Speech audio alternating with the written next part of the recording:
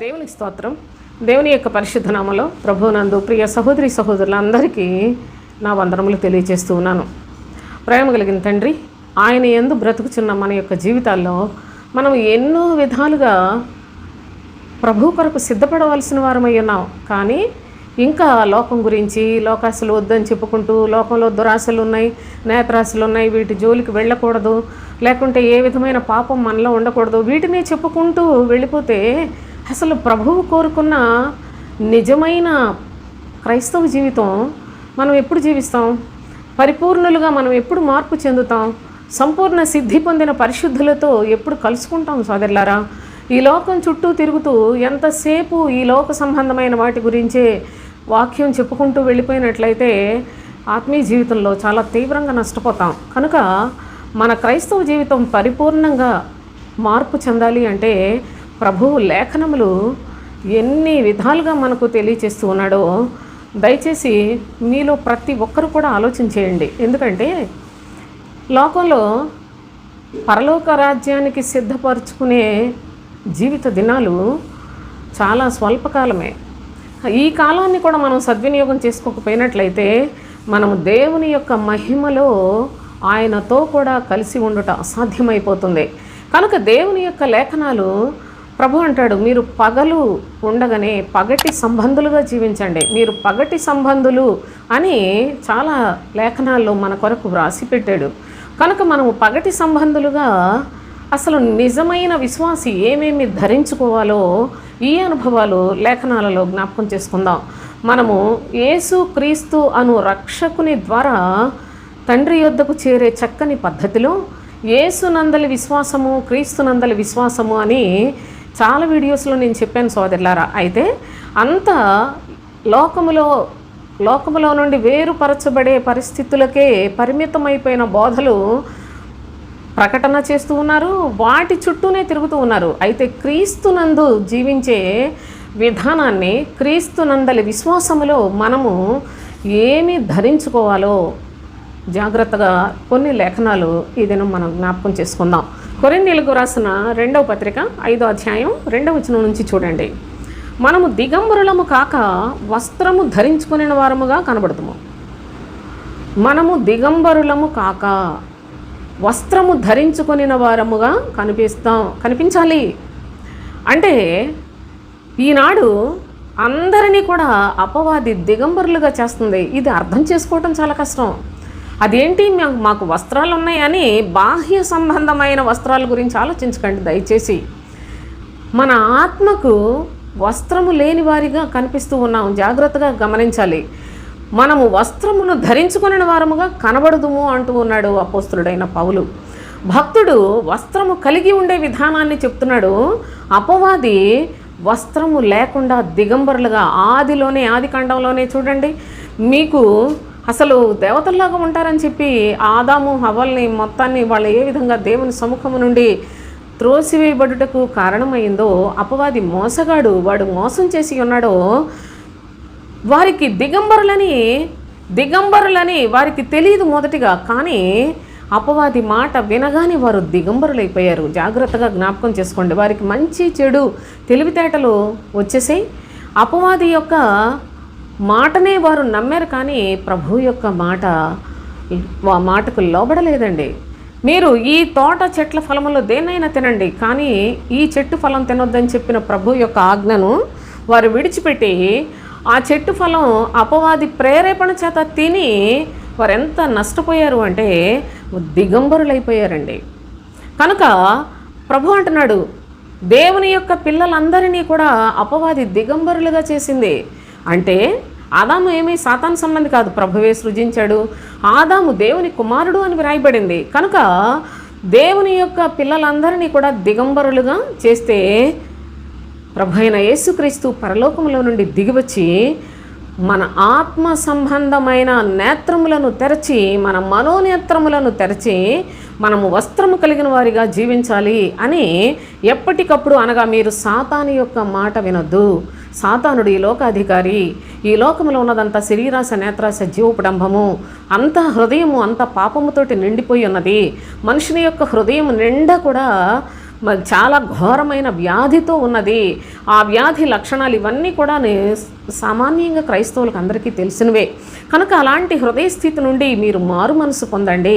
మారు మనసు పొంది దేవుని యొక్క మాటకు మాత్రమే లోబడి జీవించండి అని ప్రభువు పలుమార్లు తన ప్రవక్తల చేత, తన అపోస్తుల చేత హెచ్చరిక చేస్తూనే ప్రస్తుత కాలంలో కూడా మనల్ని హెచ్చరిస్తూనే ఉన్నాడు. అయితే వాటి చుట్టూనే తిరిగేది క్రైస్తవ్యం కాదు. అది ఎప్పటికప్పుడు మనలను బలహీనులుగానే చేస్తుంది.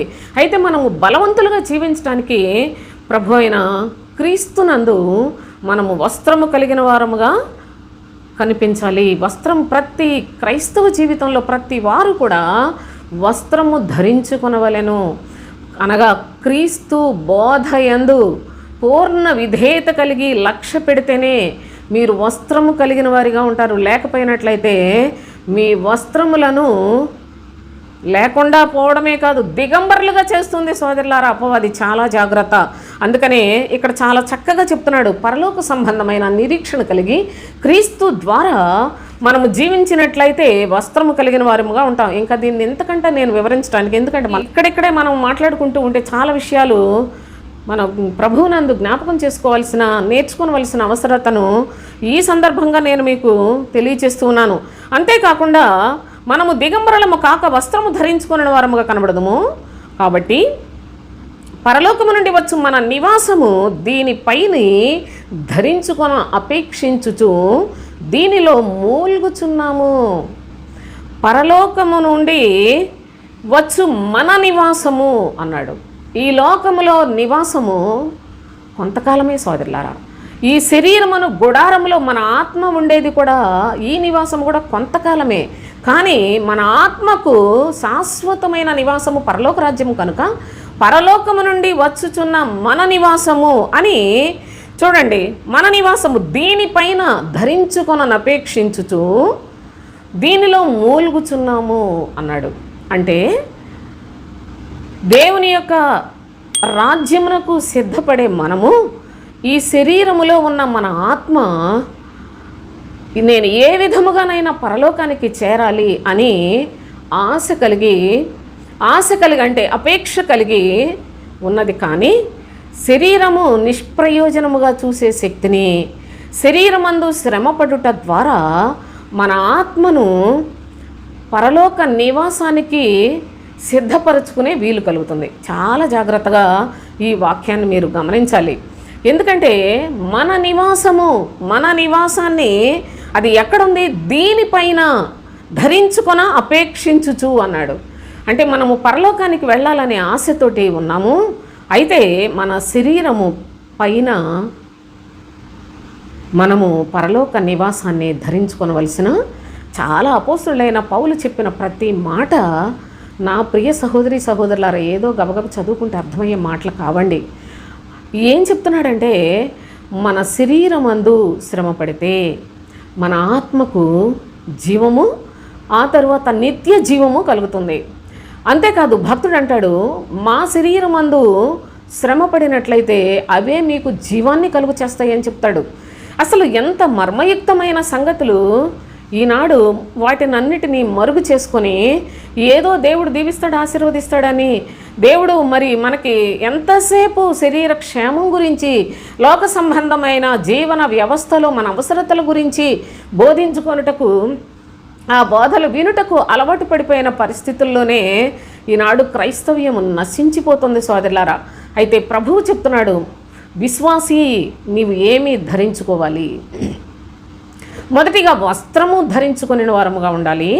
తర్వాత ఏం చెప్పాడంటే మనము మన నివాసమును దీనిపైన ధరించుకొనను అపేక్షించుచు దీనిలో మూల్గుచున్నాము.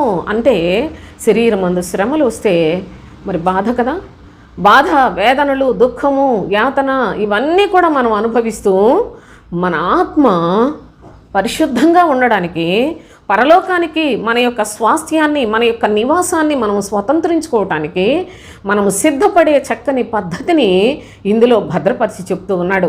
కనుకనే మీరు ఈ యొక్క లేఖనములో గమనించినట్లయితే మరి ఆత్మ శరీరము రెండు రెండు ఒకదానికి ఒకటి విరోధముగా పనిచేస్తున్నాయని అపోస్తులుడైన పౌలే గలతీయులకు వ్రాసిన పత్రికలో చాలా తేటగా చెప్తాడు. కనుక శరీరము శ్రమ పడితేనే ఆత్మకు జీవము కలుగుతుంది. కనుక శరీరములో శ్రమలు వస్తే మనకు చాలా మూలుగుచూ ఉన్నాము అనగా చాలా వేదన, దుఃఖం, బాధ, అంటే అలాంటి సందర్భంలోనే కదా మనం మూలుగుచున్న పరిస్థితులు అనుభవించుతాం.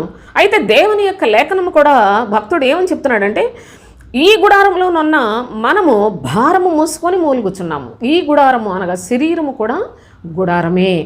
ఈ గుడారములో ఉన్న మనము మరి భారము మోసుకొని వెళ్ళాలి. భారము మోసుకొని మూలుగుచున్నాము. ఇది తీసివేయవలనని కాదు కానీ, అంటే ఈ భారాన్ని తీసివేయవలనని కాదు కానీ, మర్త్యమైనది జీవము చేత మృంగివేయబడినట్లు ఆ నివాసమును దీనిపైన ధరించుకొని కోరుచున్నాము. మర్త్యమైనది అనగా నశించిపోయేది. ఈ నశించిపోయేది ఈ శరీరము. ఈ శరీరానికి శ్రమలు రాకూడదు అని కాదు, ఇది తీసివేయవలనని కాదు కానీ, మర్త్యమైనది జీవము చేత మృంగివేయబడినట్లు అనగా ఈ శరీరము ఆత్మకు లోబడినట్లు ఈ మన శరీరము మన ఆత్మకు ఎప్పటికప్పుడు దాని యొక్క అధీనములో అనగా ఆత్మ చెప్పినట్లుగా జీవించుటకు ఈ శరీరములో ఉన్నంత కాలము అనగా మనము బ్రతికినంత కాలము చూడండి ఆ నివాసమును దీనిపైన ధరించుకొని కోరుచున్నాం. అనగా పరలోక సంబంధమైన నిరీక్షణ కలిగి పరలోకానికి నేను వెళ్ళాలి అంటే ఈ శరీరములో మనము మూల్గుట అనేది చాలా అవసరం సోదరులారా. శరీరములో శ్రమ పడుట అనేది చాలా అవసరం అండి. ఈ శ్రమలు కూడా ఏదో లోకంలో మనం తప్పులు చేస్తే వచ్చే శ్రమలు కాదు. ఇది కేవలము ప్రభువును అంగీకరించటం వలన, ప్రభువు చిత్తానుసారముగా జీవించటం వలన, ఆత్మ సంబంధమైన మార్గములో ప్రయాణము చేయటం వలన, ప్రభువు కొరకే నేను జీవిస్తాను, లోకములో ఈ లోక సంబంధమైన వేటికి నేను ప్రాధాన్యత ఇవ్వను, నా ప్రభు యొక్క సత్య వాక్యమునకే లేక క్రీస్తు వాక్యమునకే నేను ప్రాధాన్యతనిస్తాను అని జీవించే విధానములోనికి మన క్రైస్తవ జీవితము అంచెలంచెలుగా ప్రభువునందు పరిశుద్ధతను సంపాదించుకొనవలసిన అవసరతను జ్ఞాపకం చేస్తూ ఉన్నాడు. అందుకే మన నివాసం ఎక్కడుందో తెలుసా? ఈ లోకంలో ఈ నివాసాలన్నీ కూడా శిథిలమైపోతాయి. ఆ మొదటి వచనంలోనే చెప్పాడు, భూమి మీద మన గుడారమైన ఈ నివాసము శిథిలమైపోయినను చేతి పని కాక దేవుని చేత కట్టబడినది నిత్యమైనదియునైన నివాసము పరలోకమందు మనకున్నదని ఎరుగుదుము. చేతి పనితో కాదు, అది శిథిలమైపోయేది కాదు. ప్రభువు చేత కట్టబడే ఆ యొక్క నివాసాన్ని మనము స్వతంత్రించుకుని వారిగా ఈ లోకంలో ఉన్నంత వరకు కూడా దాని కొరకు ప్రయాసపడుచు మూల్గుచు ఈ శరీరమును గుడారము ఇది శిథిలమైపోయేదే. కనుక మన ఆత్మకు నివాసము పరలోకమందున్నది. ఆ రాజ్యములో మనము స్వాస్థ్యమును పొందుటకు, మన నివాసాన్ని సంపాదించుకొనుటకు ప్రభువు కొరకు ప్రత్యేకించబడిన జనాంగముగా మనము ఆ నివాసాన్ని అనగా పరలోక సంబంధమైన నివాసాన్ని దీనిపైన అనగా శరీరము పైన శ్రమ అనుభవించుట ద్వారా ధరించుకొనగలిగిన వారమై ఉంటాము అనే సత్యాన్ని తెలియజేస్తున్నాడు. ఇంకా మీకు ఇది అర్థం కాకపోతే, ఒకవేళ మీరు ఇంకా ఏదో ఇందులో కరెక్ట్గా చెప్పలేదు అని కనుక మీకు అనిపిస్తే నాకు కామెంట్ రూపంలో తెలియచేయండి. తర్వాత మరి ఒక అనుభవాన్ని చదువుకుందాం. చూడండి, రోమీలకు రాసిన పత్రిక 13వ అధ్యాయం 12 నుండి చూద్దాం.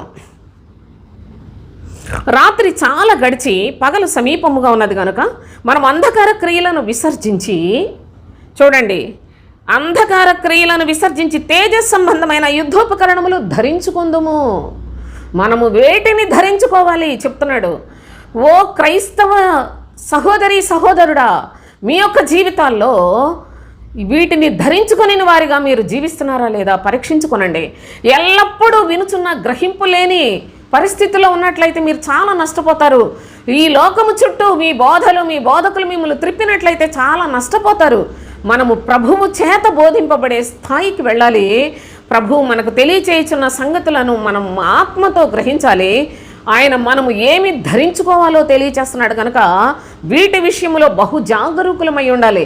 చూడండి, భక్తుడైన పౌలు చెప్తున్నాడు, రాత్రి చాలా గడిచిపోయింది అనగా మీరు ప్రభువును అంగీకరించి చాలా కాలం అయిపోయింది. పగలు సమీపముగా ఉన్నది అనగా ఇక క్రీస్తులోనికి రండి. మీరు దేవుని అంగీకరించారు, యేసును అంగీకరించారు, కానీ ఇంకా క్రీస్తును తెలుసుకోలేని స్థితిలో ఉన్నారు. క్రీస్తు అను అభిషిక్తుని దగ్గరికి వస్తేనే మీ క్రైస్తవ జీవితంలో స్థిరమైన మనసు, నిరీక్షణ కలిగిన వారిగాను, శ్రమలలో ఆనందించే వారిగాను, పరలోకము కొరకు నివాస స్థలమును స్వతంత్రించుకుని వారిగాను మీరు సిద్ధపడగలరు. క్రీస్తునందు విశ్వాసం ఉంచిన వారికే అది సాధ్యం. మరి ఎవ్వరు కూడాను పరలోకం అసలు ఆ నివాసం గురించి తెలుసుకోవటం కూడా చాలా కష్టం సోదరులారా. అయితే ఇక్కడ చెప్తున్నాడు, రాత్రి చాలా గడిచింది అనగా మీరు ప్రభువు దగ్గరికి వచ్చి, రాత్రి అనగా లోకస్తులకు పోల్చొద్దు దయచేసి, లోకస్తులతో చెప్పట్లేదు ఈ మాటలు. రాత్రి చాలా గడిచింది అనగా మీరు దేవుని నమ్ముకొని దేవుని సంఘానికి వెళుతున్నామని, చర్చికి వెళుతున్నామని భక్తి మొదలుపెట్టి చానాళ్ళు అయిపోయింది, కానీ ఇంకా పగటి వారిగా బ్రతకలేకపోతూ ఉన్నారు. మీకు పగలు సమీపముగా ఉన్నది అని చెప్తున్నాడు. ఉన్నది కనుక అంధకార సంబంధమైన క్రియలన్నిటినీ విసర్జించండి. అంధకారము, చీకటిలో ఉన్న క్రియలు మొత్తాన్ని తీసిపారేయండి. చీకటి అంటే లోకము కాదు, కేవలము దేవుని నమ్ముకున్నామని చెప్పుకున్న వారందరూ కూడా అంధకార క్రియలలో పాలివారే. ఈ సత్యాన్ని మీరు గమనించిన నాడే మీరు క్రైస్తవులు అవుతారు సోదరులారా. మీరు పేరు పెట్టుకున్న క్రైస్తవులు కాదు. అబ్రహాం అని పేరు పెట్టుకుంటే అబ్రహాం కాదు, ఇసాకు అని పేరు పెట్టుకుంటే ఇసాకులు కారు. జాగ్రత్తగా గమనించండి, క్రైస్తవులని పేరు పెట్టుకుని క్రైస్తవులు కారు, క్రీస్తును కలిగిన వారే క్రైస్తవులు. చూడండి, క్రీస్తు అనగా పగటి సంబంధులు. పగటి సంబంధులు, రాత్రి సంబంధులు వేరు వేరు సోదరులారా.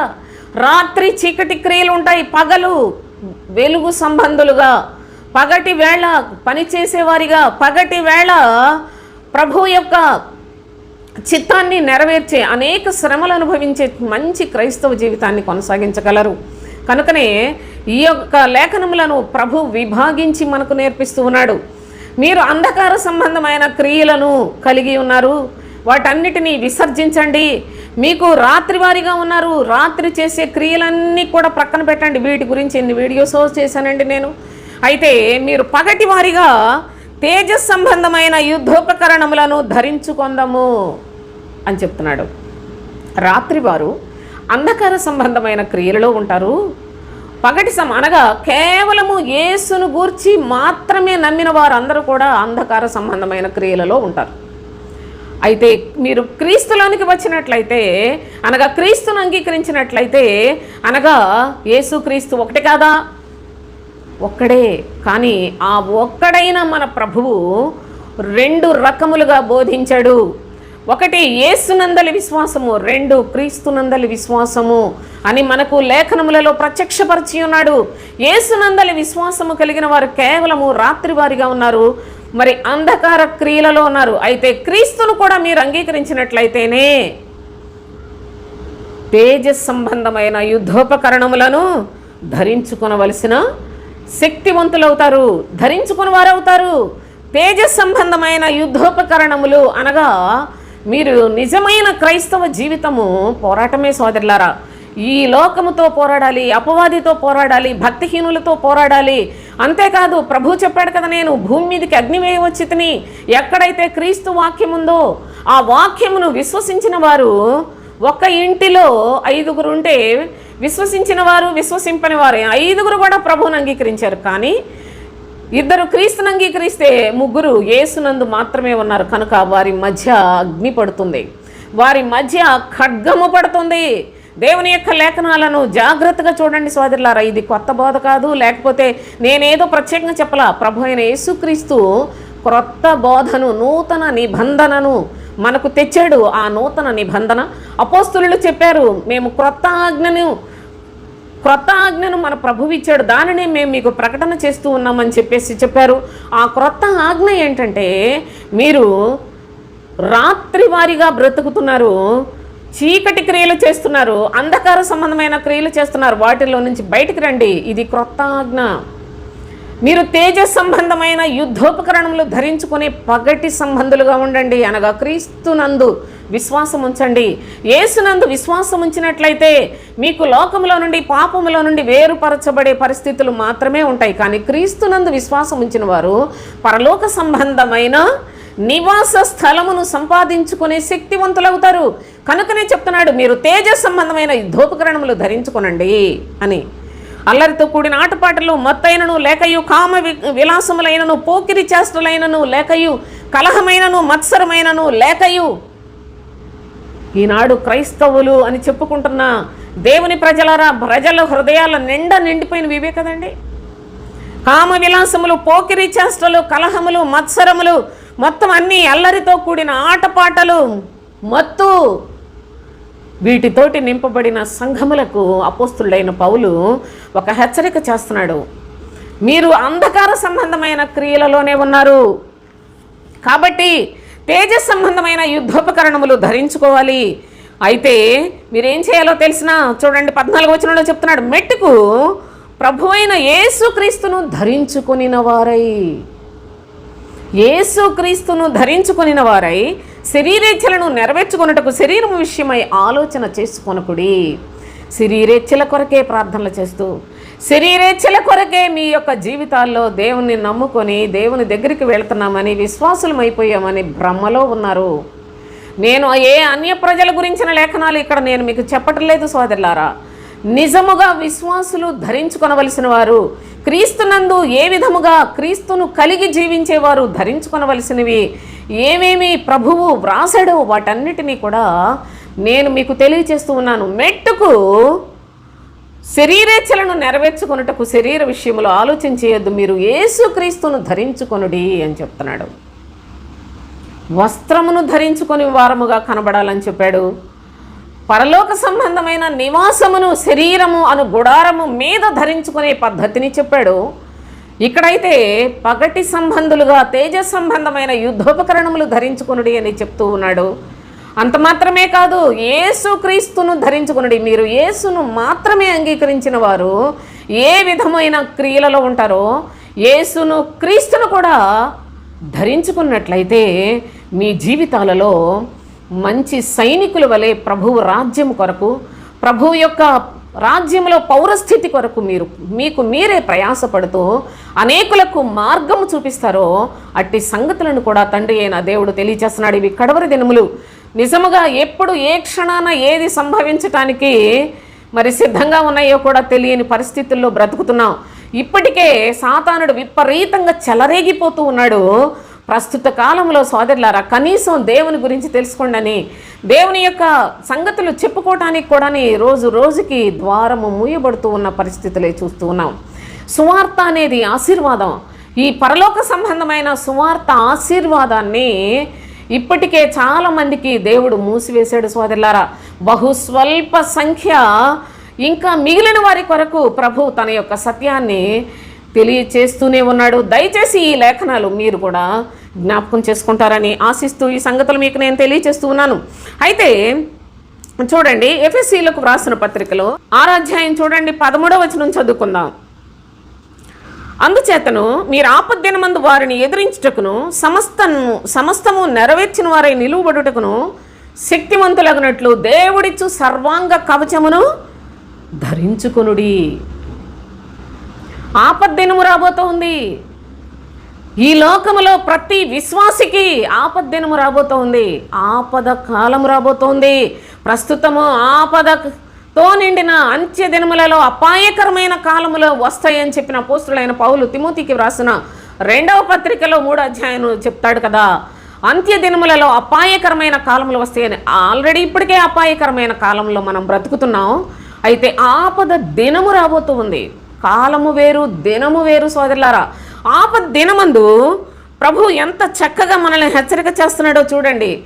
దుష్టుని సంబంధులను ఎదిరించుటకు మీరు శక్తిమంతులగునట్లు దేవుడిచ్చు సర్వాంగ కవచమును ధరించుకొనుడి అని చెప్పాడు. సర్వాంగ కవచము మనము ధరించుకోవాలండి. ఏదో చర్చికి వెళ్తున్నాం, వస్తున్నాం, బైబిల్ చదువుకుంటున్నాం, ప్రార్థన చేసుకుంటున్నాం, ప్రార్థన చేయించుకుంటున్నాం, పాస్టర్ గారు ప్రార్థన చేస్తే మనకి ఏదో కలిసి వస్తుందనే భ్రమలోనే, అక్కడితోనే అదే క్రైస్తవ జీవితం అనుకుంటున్నారు. అక్కడే ఆగిపోయిన క్రైస్తవులు కోట్ల కొలదిగా ఉన్నారు సోదరులారా. అయితే నిజమైన క్రైస్తవ జీవితంలో మనం వీటన్నిటినీ ధరించుకోవాలి. నీవు నిజముగా పరలోకానికి వెళ్ళాలి అంటే ఇవన్నీ కూడా ధరించుకొనుట చాలా మూలుగుతో కూడిన పరిస్థితులు సోదరులారా. ఈ గుడారంలో ఉన్నంత వరకు మూలుగులతో ప్రయాసతో కూడిన జీవిత దినాలే నిజమైన క్రైస్తవులకు. ఈ లోకములో ఆనందంగా ఉల్లాసంగా ఏదో ఒకటి కాలక్షేపం చేసుకున్న క్రైస్తవ్యం అది అంతా కూడా చాలా భ్రమలో ఉన్నది. అది దేవుని చేత మోసగించబడుచున్న క్రైస్తవులు ఎందరో ఉన్నారు.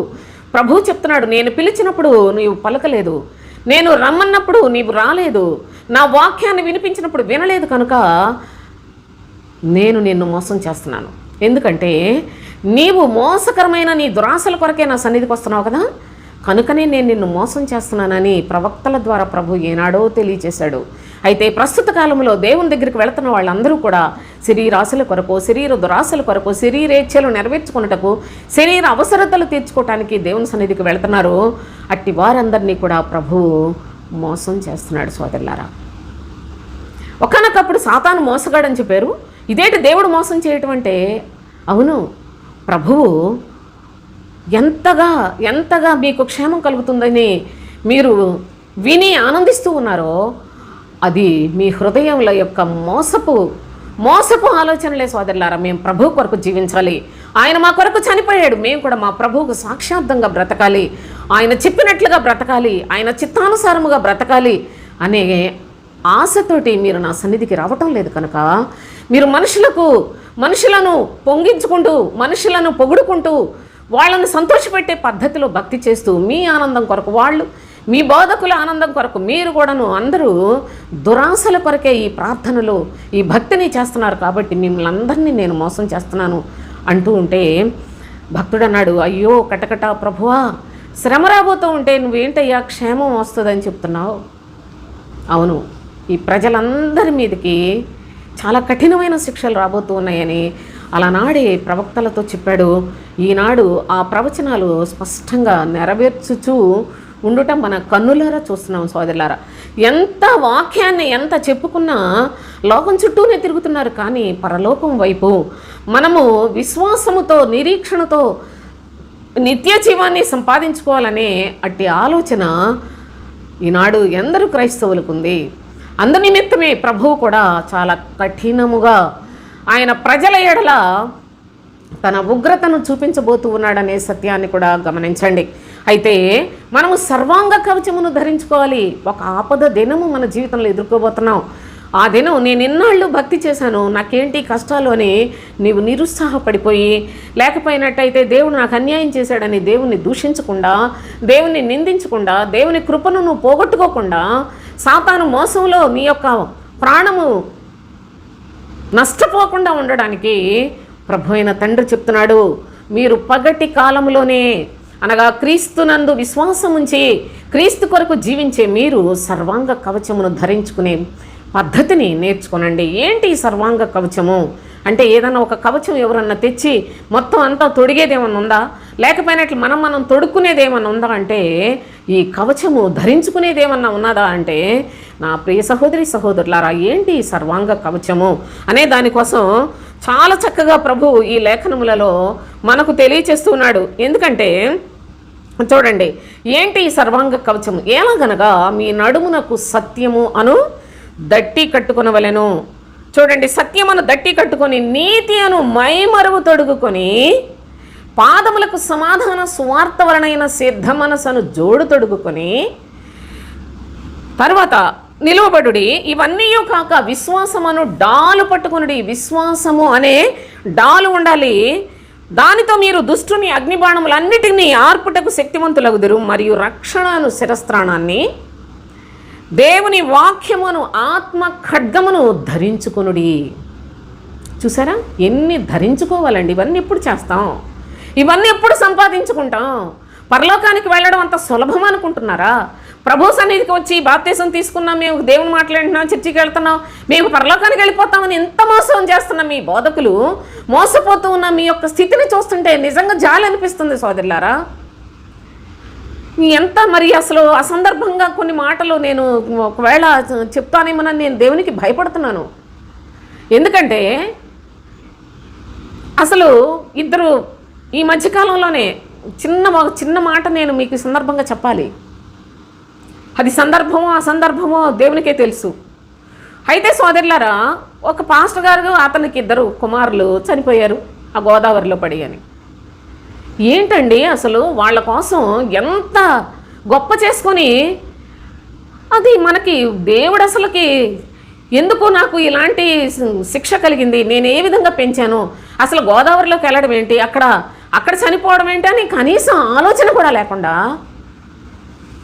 అసలు వాళ్ళు పరలోకంలో ఉన్నారు, ప్రభు ఒళ్ళో కూర్చున్నారు. ఏంటండి అసలు ఈ మాటలో ఎంత ధైర్యంగా మాట్లాడుతున్నారు, పెద్ద పాస్టర్లు అనిపించుకుంటున్నారు. వీళ్ళు ఎందుకు ఇలాగ మోసం చేస్తున్నారు? వీళ్ళ మోసకరమైన మాటలు వింటున్న ప్రజలు వాళ్ళకి పెట్టే కామెంట్స్ చూస్తే అసలు అయ్యగారు మీలో యోబుని చూస్తున్నాం. ఏంటండి యోబు అంటే మీకు అంత చులకనగా కనిపిస్తున్నాడా?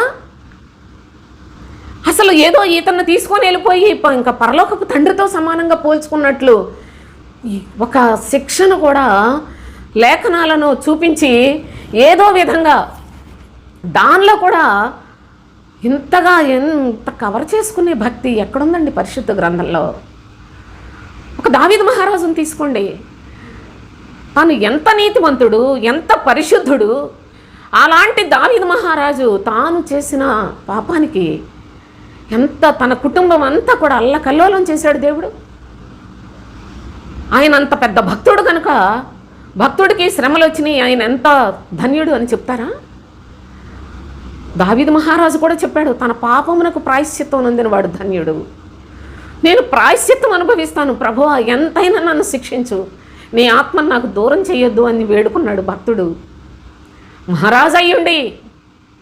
కానీ ఈనాడు అసలు ఎంత ధైర్యంగా ఏం చెప్తున్నారండి వీళ్ళు, సంఘాల్లో ఏం బోధిస్తున్నారు సోదరులారా? ఆయనకి ఎంతో అసలు ఇలాంటి శ్రమలో మీరు ఎంత ధైర్యంగా ఉన్నారు. నిజంగా ప్రభువు కొరకే హతసాక్షి అనే పిలుపుల్లో వాళ్ళని తీసుకొని వెళ్ళి వీళ్ళకి ఇష్టం వచ్చినట్టుగా లేఖనాలను వక్రీకరిస్తూ మాట్లాడుతున్నారు. అందుకే నేను చెప్తున్నాను, నా ప్రియ సహోదరి సహోదరులారా, ఏ వాక్యాన్ని ఎవరికి ఆపాదించాలో కూడా తెలియని అంత భయంకరమైన భక్తిహీనత ఈనాడు పాస్టర్ల హృదయాల్లో ఉంది.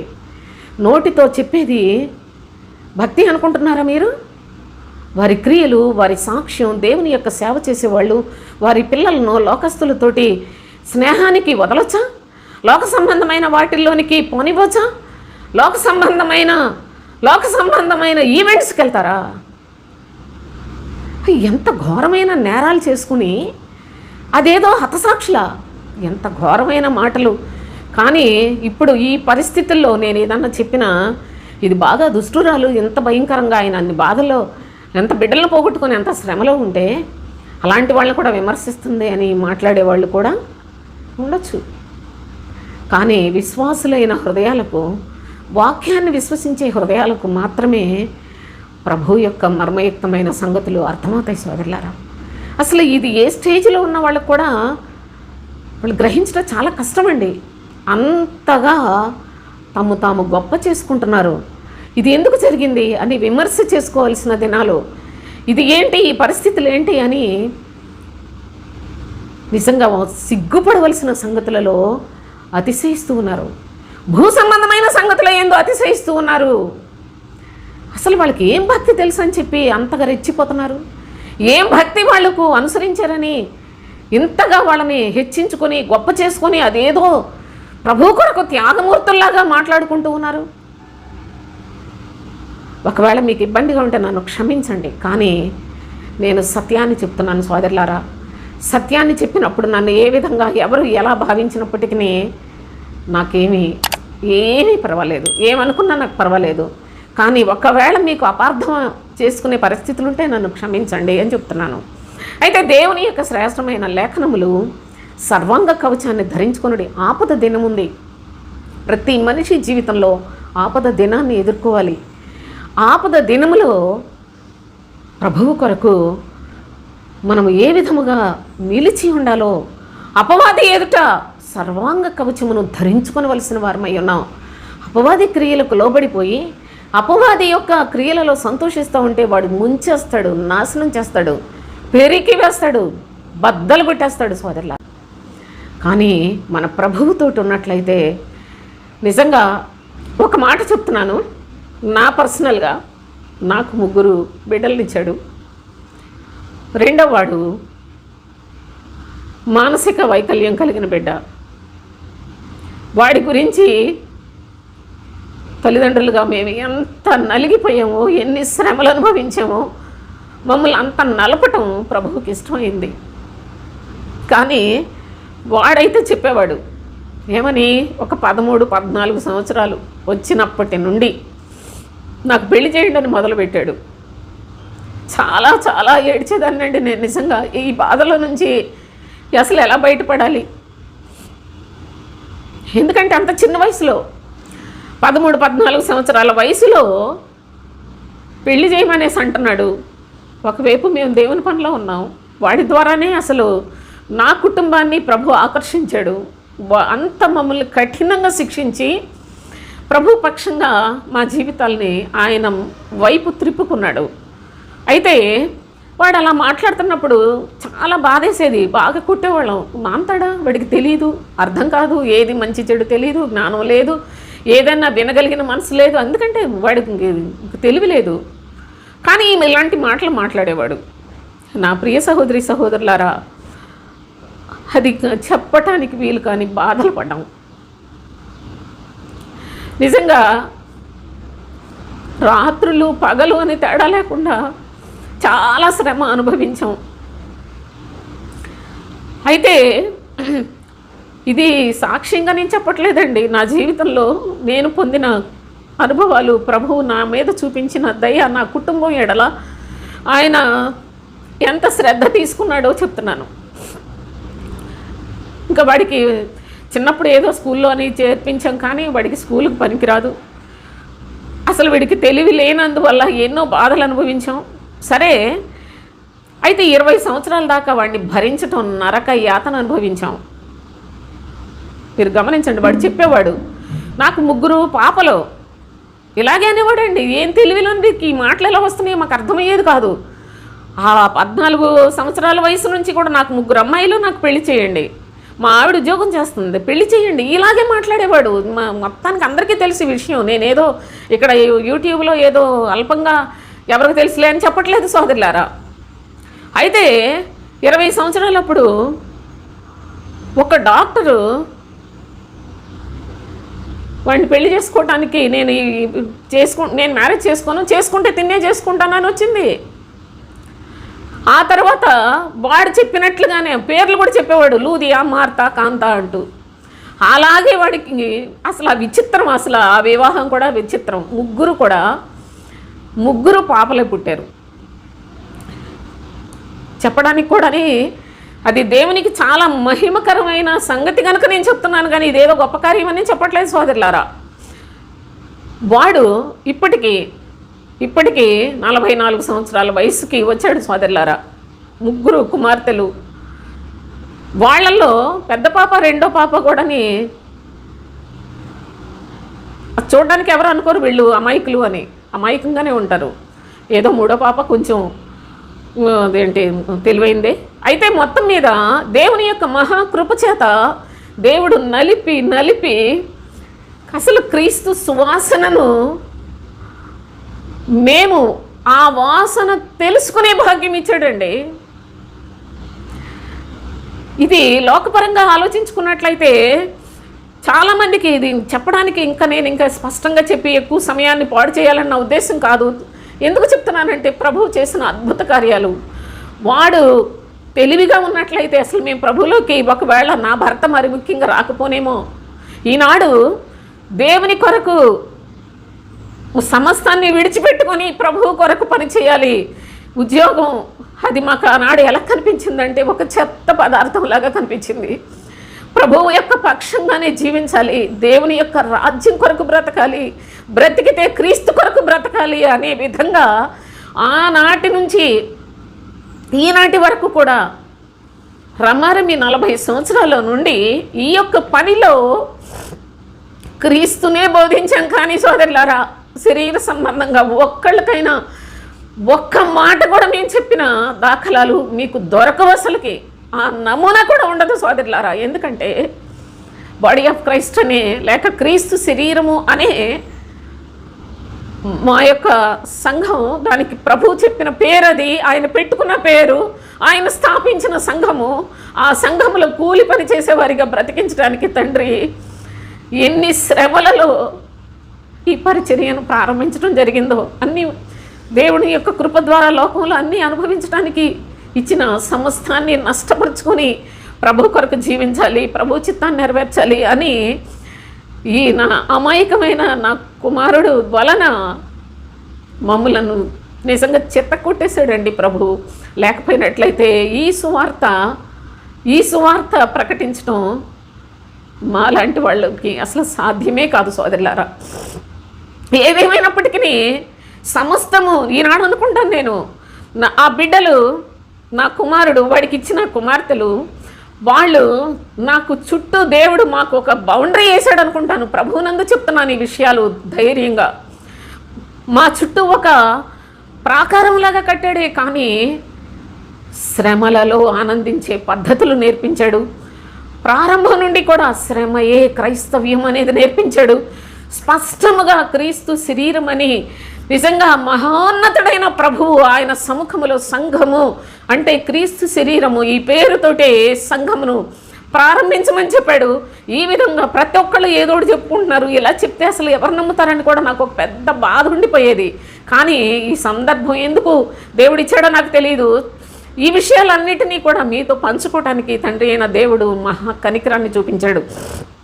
అయితే దేవుని యొక్క కృపలో అసలు ఇదేంటి పిల్లలు అమాయకంగా ఉన్నారు అని ఎవరు చూసినా కూడా చాలా ఆశ్చర్యపడిపోయే పరిస్థితులు ఉంటాయి. కానీ మా జీవితంలో ఇది మాకు ఒక ఘనత కలిగిన కార్యాన్ని దేవుడు పరలోకానికి డైరెక్ట్గా పరలోకానికి బిడ్డలను అనుగ్రహించాడు అనే విశ్వాసం. ఎందుకంటే వాళ్ళకి లోక జ్ఞానం లేదు. ఇలాంటి దేవుని యొక్క పిల్లలుగా బ్రతకడానికి ప్రభు అయిన తండ్రి నిజంగా ఆయన నామ ఘనత కొరకు మేము ఏదో ఒకటి నోటితో చెప్పుకుపోయే పరిస్థితులు కాదని, ఒకవైపు పరిచర్యలో ఈ బోధను అంగీకరించక ప్రజలు ఎంతమంది దూషణలు, ఎంతమంది బాధ పెట్టి అవమానపరిచిన పరిస్థితులు ఉన్నాయో వీటన్నిటినీ కూడాను ఆనందంగా తీసుకునే శక్తిని తండ్రి అనుగ్రహించి ఉన్నాడు.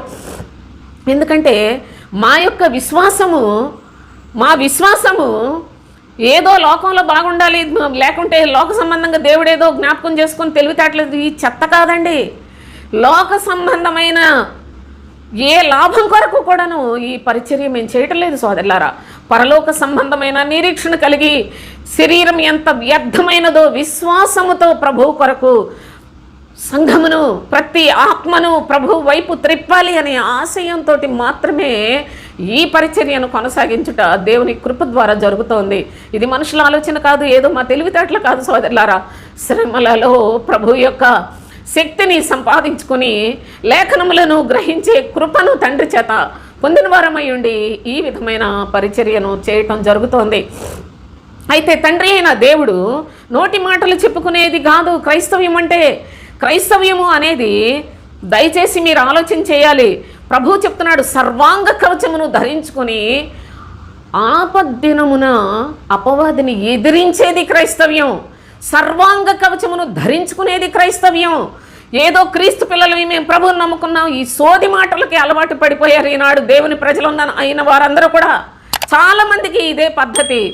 ఏదో పాస్టర్లు ఎక్కడొకక్కడ వాళ్ళు బ్రతుకు తెరువు కొరకు సంఘాలను పెట్టి వాళ్ళ గొప్పల కొరకు ప్రయాసపడుతుంటే వాళ్ళ వెనకాల వెళ్ళిపోయి నశించిపోతున్న గొర్రెలుగా ఈ లోకంలో ఎందరో దేవుని యొక్క ప్రజలు క్రీస్తును చూడకుండానే వారి బ్రతుకులు ముగించేసుకొని వెళ్ళిపోతున్నారు.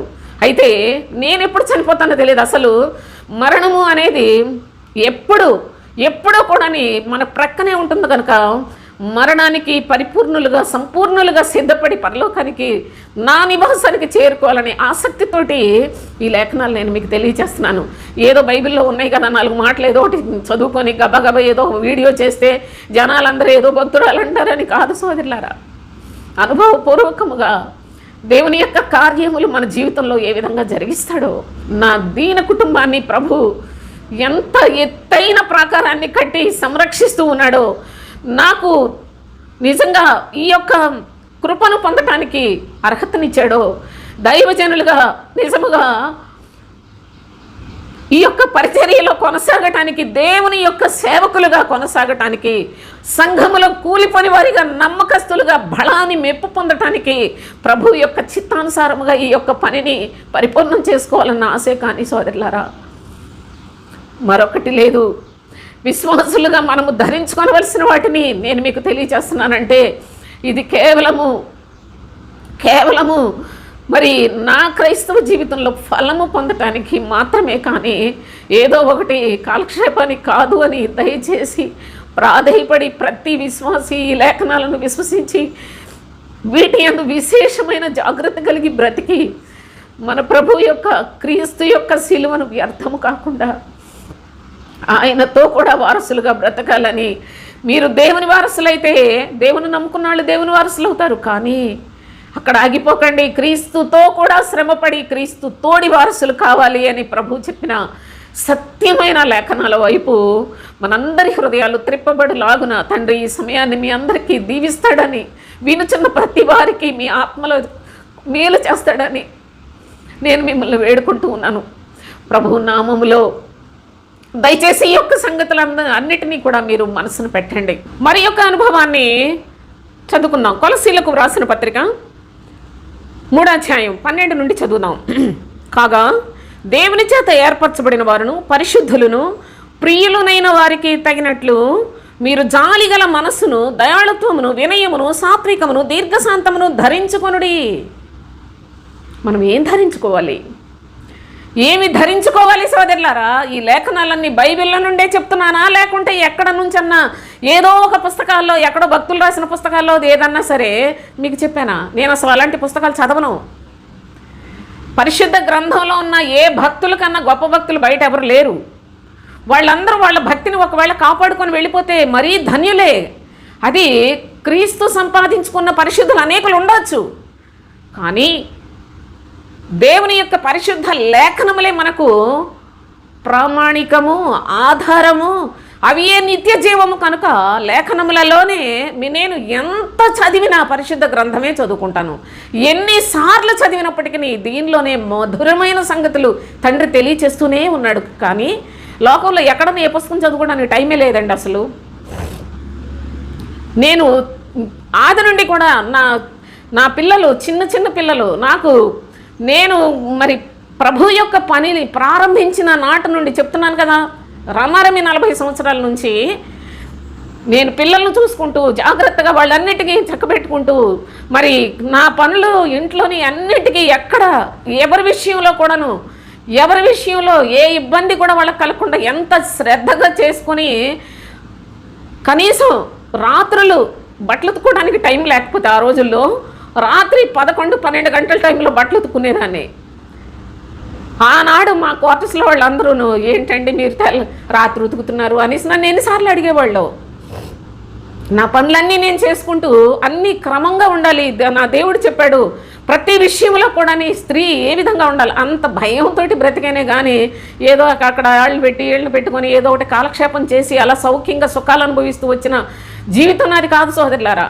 ఈనాడు ఎన్నో అనుకూలమైన పరిస్థితులు దేవుడు నాకు ఇచ్చినప్పటికీ ప్రభు యొక్క నామమునకు మహిమకరముగా శరీరం వ్యర్థమనే మనసుతోటే బ్రతుకుతున్నాను. కానీ దేవుడు ఇన్ని సదుపాయాలు చేశాడు కదా, ఏదో సుఖపడదాం, ఈ వయసులో కూడా సుఖపడాలి అనే మనసును నాకు లేకుండా చేసిన దేవునికి స్తోత్రం. ప్రతి విషయంలో కూడా నా పనిని నేను ఏదో విధంగా నా ప్రభుపక్షంగా నేను జీవిస్తున్నాను. అన్ని విషయాల్లో నమ్మకస్తురాలుగా నా తండ్రి చేత మెప్పు పొందాలని ఆశతోటి బ్రతుకుతున్నాను. నిజముగా నా జీవితాన్ని ఆ విధముగా కొనసాగించి ముగించినట్లుగా మీరందరూ కూడా నా కోసం ప్రార్థన చేయండి. చూడండి, ఇక్కడ చదువుకున్న భాగంలో కాగా దేవుని చేత ఏర్పరచబడిన వారును పరిశుద్ధులను ప్రియులనైన వారికి తగినట్లు మీరు జాలిగల మనస్సును, దయాళుత్వమును, వినయమును, సాత్వికమును, దీర్ఘశాంతమును ధరించుకొనుడి. దీర్ఘశాంతమును ధరించుకోవాలి. ఇది సులభం అంటారా? ప్రభువు చేత ఏర్పరచుకున్నట్లయితే దేవుడు మిమ్మల్ని ఏర్పరచుకున్నాడా? పరిశుద్ధులుగా జీవించాలని ఆశయం కలిగి ఉన్నారా మీరు? అయితే జాలిగల మనస్సును, దయాళుత్వమును, వినయమును, సాత్వికమును, దీర్ఘశాంతమును ధరించుకొనుడి. వీటిని ధరించుకోవాలి విశ్వాసి. వీటన్నిటిని వివరించి చెప్పుకోవాలంటే ఎంతకాలం పడుతుంది? నేను ఏమి ధరించుకోవాలి విశ్వాసి అని కొన్ని క్లుప్తంగానైనా చెప్పడానికి ఇంత టైం తీసుకుంటున్నాను. నా ప్రియ సహోదరులారా, అవి మీ హృదయంలో నిలిచి ఉండునట్లుగా నా అనుభవపూర్వకంగా కూడా కొన్ని విషయాలు చెప్తున్నాను. అయితే దేవుని యొక్క చిత్తానుసారముగా మనము ధరించుకొనవలసిన అనుభవాలు గమనించండి. అంతేకాదు, ఎవడైనాను తనకు హాని చేసినని ఒకడు అనుకుని ఎడల ఒకరినొకడు సహించుచు ఒకరినొకడు క్షమించుడి. ఎవడైనా నాకు హాని చేస్తున్నాడు అనుకున్నట్లయితే ఒకరినొకడు సహించండి, ఒకరినొకడు క్షమించండి అని చెప్పాడు. మనము నన్ను ఎవరైనా ఏదన్నా హాని చేయాలి అనుకుంటున్నారు, హానిగా నా గురించి చిన్నది ఏదన్నా మాట్లాడుకున్నారు అని తెలిస్తేనే మనం నిజంగా రెచ్చిపోతూ ఉంటుంది మనసు. కానీ భక్తి కలిగిన వారికి అలాంటి ప్రవర్తన ఉండకూడదు సోదరులారా. భక్తి కలిగిన వారు అనగా ప్రభువు చేత ఏర్పాటు చేసుకున్న వారు, ప్రభువుకి ఇష్టానుసారముగా జీవించాలనే ఉద్దేశం కలిగిన వారు, వారి యొక్క జీవితంలో నా గురించి ఎవరైనా ఏదైనా సరే నాకు హాని చేయాలి అని అని అనుకుంటున్నారు, పోనీలే సహించుకొని వెళ్ళిపోవాలి, నేను వారిని క్షమించాలి అనే మనసే ఉంటుంది. కానీ క్రీస్తు సంబంధులలో నన్ను అనే మాత్రపోళ్ళు వాళ్ళ ఎంత భక్తులు, వాళ్ళు ఎంత వీళ్ళెంత అనేసి చూడండి. అసలు ఈ రోజున క్రైస్తవుడు అనేవాడు ఎక్కడైనా మీకు కనిపిస్తున్నాడా? చూడండి ఆ యూట్యూబ్లో మాట్లాడుకునే మాటలన్నీ, ఆ యూట్యూబ్లో వాళ్ళు చేసుకునే అల్లరి చూడండి. ఇంతగా అసలుకి ఇంత భక్తి లేని వాళ్ళంతా కూడా వాళ్ళకు వాళ్ళే ప్రచారం చేసుకోవటానికి, దేవుని యొక్క ప్రజలను మోసం చేయడానికి బయలుదేరిన వారే. కానీ సోదరులారా, నిజముగా దేవుని చిత్తానుసారముగా జీవించాలనే మనసున్నప్పుడు అసలు ఎందుకు ఈ పరిస్థితులన్నీ? దేవుని యొక్క లేఖనములు చెప్తున్నాయి, ఎవడైనా తనకు హాని చేసినని ఒకడు అనుకుని ఎడల ఒకరినొకడు సహించుచు ఒకరినొకడు క్షమించుడి అని. ఎలా క్షమించాలో చెప్తున్నాడు. ప్రభువు మిమ్మల్ని ఏ విధంగా క్షమించాడో అలాగున మీరు కూడా క్షమించుడి. వీటన్నిటికీ పైన పరిపూర్ణతకు అనుబంధమైన ప్రేమను ధరించుకొనుడి అన్నాడు. ఆ సహించటం, ఆ క్షమించటం ఇవన్నీ కూడా మీ వశము కాదు. అలాంటి మనసు మీలో తయారవ్వాలి అంటే, మీరు పరిపూర్ణులు కావాలి అంటే, పరిపూర్ణతకు అనుబంధమైన ఒక పవర్ ఉంది, అదే ప్రేమ. ఆ ప్రేమను ధరించుకొనుడి అంటున్నాడు. ఏమంటే ఎంత బలమైన సంగతులు ప్రభు లేఖనముల్లో వ్రాయబడి ఉంటే, ఎంత శక్తివంతమైన సంగతులు దేవుని యొక్క లేఖనముల్లో వ్రాయబడి ఉంటే, స్వస్థతల, ఆశీర్వాదాల, దీవెనల, ఉద్యోగాల కోసమా సోదరులారా? ఇవన్నీ ఇలాంటి ప్రార్థనలు చేయటం వేటి కొరకండి? ఎవరి కొరకండి? ఎందుకొరకు చేస్తున్నారు? నిజంగా ప్రభు నామాన్ని ఎంతగా దుర్వినియోగపరుస్తూ ఉన్నారో గమనించండి. అందుకే భక్తుడైన మరి యూదా తన పత్రికలో వ్రాసాడు, అనేకులు ఈ పనిలోనికి చొరబడిపోయారు అని రాశాడు. వాళ్ళు మన దేవుని యొక్క కృపను, అనగా దేవుని కృప అంటే ఏంటో తెలుసా? పరలోక రాజ్య సంబంధమైన సంగతులు. చూడండి, ఆ సంగతుల వలన విశ్వాసముతో జీవించే వారికి కలిగే నిత్య జీవము, అది కృప అండి. మన దేవుని కృపను కామాతురత్వమునకు దుర్వినియోగపరచుచు అన్నాడు. అందుకని కామాతురత్వం అంటే లోక సంబంధమైన వాటిల్లో దేవుని పిల్లలందరినీ కూడా మొత్తానికి వాళ్ళకి అనుకూలమైన బోధలు బోధిస్తూ దేవుని పిల్లలు దేవుని రాజ్యానికి వెళ్లకుండా ఈ దుర్మార్గులు చొరబడిన ఈ దొంగలు అన్ని శరీర సంబంధమైన బోధలే, శరీర సంబంధమైన వాటి కోసం బోధించుతారు, వాళ్ళ కోసం ప్రార్థన చేస్తారు. వాళ్ళు అసలు భయంకరం. వాళ్ళు ఆశయాలు, వాళ్ళ ఆశలు, ఈ ప్రజలు అడిగేవి, ఆ పాస్టర్లు చేసే ప్రార్థనలు, ఇవన్నీ చూస్తుంటే లేఖనములలో అనుభవం ఉన్న వాళ్ళందరికీ చాలా స్పష్టంగా తెలుస్తుంది వీళ్ళందరూ దొంగలు అని. ఇలాంటి ప్రార్థనలు చేసే వాళ్ళందరూ దొంగ పాస్టర్లు, దొంగ బోధకులని అందరికీ చాలా స్పష్టంగా తెలుస్తుంది సోదరులారా. ఎందుకంటే భక్తులు మనకు సూచనలుగా చాలా లేఖనాలు వ్రాసిపెట్టారండి. దొంగలు ఎలా ఉంటారో, సత్యవంతులు ఎలా ఉంటారో వ్రాసిపెట్టారు సోదరులారా. చాలా నీట్గా సింపుల్గా చిన్న అధ్యాయంలో ఎన్ని సంగతులు వ్రాసాడండి యూదా. చూడండి ఇక్కడ ఏమని చెప్పాడంటే, ప్రియులారా, యూదా పత్రిక 3వ వచనం చదువుతున్నా, మనకందరికీ కలిగేడు రక్షణను గురించి మీకు వ్రాయవలనని విశేష ఆసక్తి కలవాడనై ప్రయత్నపడుచుండగా పరిశుద్ధులకు ఒక్కసారి అప్పగింపబడిన బోధ నిమిత్తము మీరు పోరాడవలనని మిమ్మల్ని వేడుకొనుచు మీకు వ్రాయవలసి వచ్చెను. ఎలా అనగా కొందరు రహస్యముగా చొరబడి ఉన్నారు, వారు భక్తిహీనులై మన దేవుని కృపను కామాతురత్వమునకు దుర్వినియోగపరచుచు మన అద్వితీయనాథుడును ప్రభువునైన యేసుక్రీస్తును విసర్జించుచున్నారు. కామాతురత్వమునకు దేవుని కృపను దుర్వినియోగపరుస్తున్న చొరబడిన దొంగలు ఉన్నారండి. ఈ దొంగలు దొంగ ప్రార్థనలు చేయక మంచి ప్రార్థన ఎలా చేస్తారు?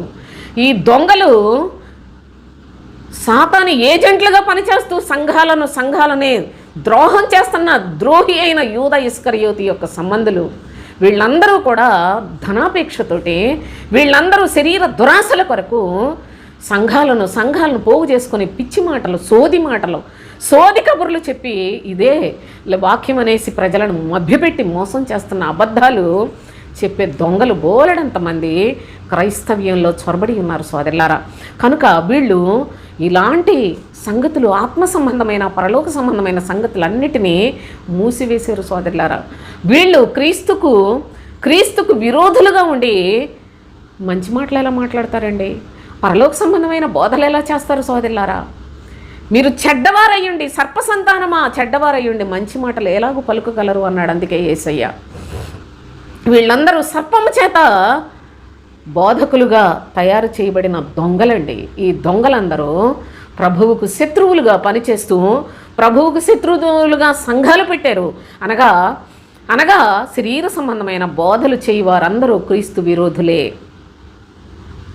చూడండి, ఇప్పుడు దాదాపు 4 సంవత్సరాలు అయిపోతుందేమో మరి నేను ఈ యొక్క ఛానల్ పెట్టి. ఎన్ని వందల కొద్ది వీడియోస్ ఉన్నాయో వీటిల్లో ఎక్కడైనా శరీర సంబంధమైన బోధ మీకు ఉంటే, మీకు కనిపిస్తే, ఎక్కడైనా ఇలాంటి వాటి కోసం, లోక సంబంధమైన, శరీర సంబంధమైన, భూ సంబంధమైన వాటి కోసం ప్రజలకు ఎక్కడైనా నేను ఏ మాట చెప్పినా సోదరులారా, మీరు చక్కగా నాకు నీట్గా పెట్టేయండి. నువ్వు కూడా చాలా దొంగవు, పలానా వీడియోలో పలానా మాటలు చెప్పావని నాకు కామెంట్ పెట్టండి, తప్పేం కాదు. మీకు ఆ హక్కు కూడా ఉంది. ఎవరినైనా పరీక్షించడానికి మీకు దమ్ముంటే నేను చెప్పిన ప్రతి వాక్యాన్ని ఇప్పుడు ఏం చెప్తుందని మీకు విమర్శ చేయగలిగి, పరీక్షించగలిగిన, పరిశోధించగలిగిన జ్ఞానం ఉన్నట్లయితే, ఇదిగో ఈవిడ చెప్పిన మాటల శరీర సంబంధమైన మాటలని ముద్ర వేసి నాకు మీరు కామెంట్ రూపంలో పెట్టండి. నా ప్రియ సహోదరులారా, దయచేసి దేవుని యొక్క వాక్యం చెప్తున్న సంగతులు, విశ్వాసి ఏమి ధరించుకోవాలో చెప్తున్న సంగతులు మీరు జాగ్రత్తగా మనసును పెట్టమని మిమ్మల్ని వేడుకుంటూ ఈ సంగతులు మీకు తెలియచేస్తూ ఉన్నాను. మనము ప్రేమను, వీటన్నిటికీ అనుబంధమైన ప్రేమను ధరించుకోండి. ప్రేమ అనేది పరలోక సంబంధమైన సజీవమైన సంపద. అది ఈ లోక సంబంధమైన చెత్తకి ఉపయోగించుకొని అపార్థంగా ప్రేమను వాడొద్దు. ప్రేమ వాక్య ప్రకారంగా జీవించుటయే ప్రేమ. వాక్యాన్ని అనుసరించి క్రీస్తును హృదయమందు విశ్వసించి క్రీస్తు కొరకు జీవించుటలోనే ప్రేమ ఉన్నది. కానీ వాళ్ళకేదో పెట్టి, వాళ్ళకేదో ప్రార్థనలు చేసి, వీళ్ళకేదో ప్రార్థన, ఇలాంటి దరిద్రాన్ని ఆ ప్రేమ అనే విలువైన పదానికి అంటించకండి. దేవుని యొక్క అతి శ్రేష్టమైనది ప్రేమ. అన్నిటిలో శ్రేష్టమైనది ప్రేమ.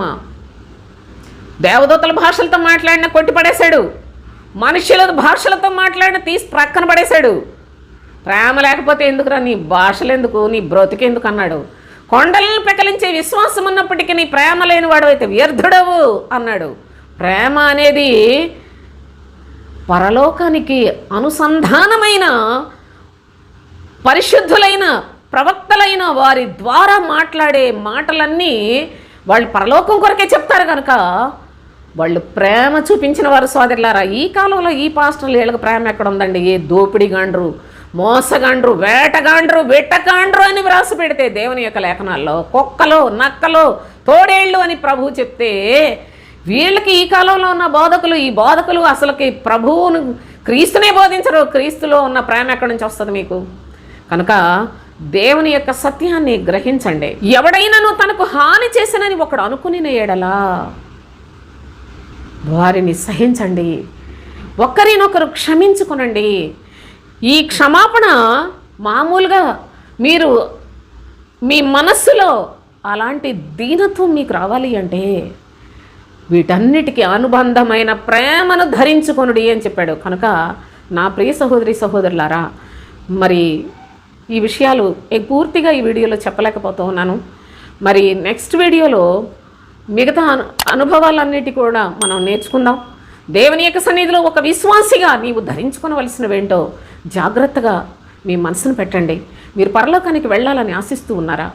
వ్యర్థమైన ఈ లోకములో, అపవాది ఏలుబడిలో ఉన్న ఈ లోకములో మన నివాసముగా పరలోకాన్ని నీవు విశ్వాసముతోటి దాన్ని సంపాదించుకోవాలి అనుకున్నట్లయితే శరీరం అనే యొక్క గుడారంలో ఉన్న మనము దీనిపైన అనగా శరీరము పైన పరలోక సంబంధమైన నివాసాన్ని ధరించుకొని అపేక్షించుచు దీనిలో మూల్గుచున్నాము కనుక అలాంటి స్పష్టమైన ఉద్దేశాలు దేవుని యొక్క చిత్తాన్ని భక్తుల ద్వారా దేవుడు మనకు అందిస్తూ ఉన్నాడు. అపోస్తులైన పౌలు ఆయన ఈ విధమైన సంగతులు తెలియచేయకపోయినట్లయితే మనకు ఎలాగూ గ్రహింపు కలుగుతుంది? మనకెవరు చెప్తారు? తన భక్తుల ద్వారా ప్రభు తన మనస్సులో ఉన్న సంగతులను ఎంతో చక్కగా మన కొరకు బయలుపరుస్తూనే ఉన్నాడు సోదరులారా. కనుక దేవుని యొక్క రాజ్యము కొరకు మనము సిద్ధపడే విశ్వాసులుగా జీవించినట్లయితే మనం వేటిని ధరించుకోవాలో మరికొన్ని విషయాలు నెక్స్ట్ వీడియోలో చదువుకుందాం. దయచేసి ఈ యొక్క వీడియోని కొంతమందికి షేర్ చేయండి. ఆ యొక్క పరిశుద్ధమైన మార్గంలో నడుచుకోవటానికి అపోస్తుల బోధ, పరిశుద్ధులకు ఒక్కసారి అప్పగించిన బోధ యందు లక్ష్యముంచి అనగా క్రీస్తు బోధ యందు లక్ష్యముంచి క్రీస్తును మీలో కలిగి ఉంటేనే కానీ మీరు దేవుని యొక్క రాజ్యానికి పరలోకమందు ప్రభు యొక్క స్వాస్థ్యాన్ని పొందటానికి అర్హులు కారు గనుక అట్టి మనస్సును కలిగి ఉండి దేవుని కొరకు సిద్ధపడదాం. దయచేసి ఈ వాక్యాలను వింటున్నవారు సబ్స్క్రైబ్ చేయండి. మీ యొక్క మరి పరిచయస్తులకు ఈ లేఖనాలను కొంతమందికైనా గ్రహింపు కలుగునట్లుగా ప్రభు పనికి సహాయకులై సహకారులయ్యండి. కొందరికైనా షేర్ చేయండి. దేవునికి స్తోత్రం. ముగించేస్తాం.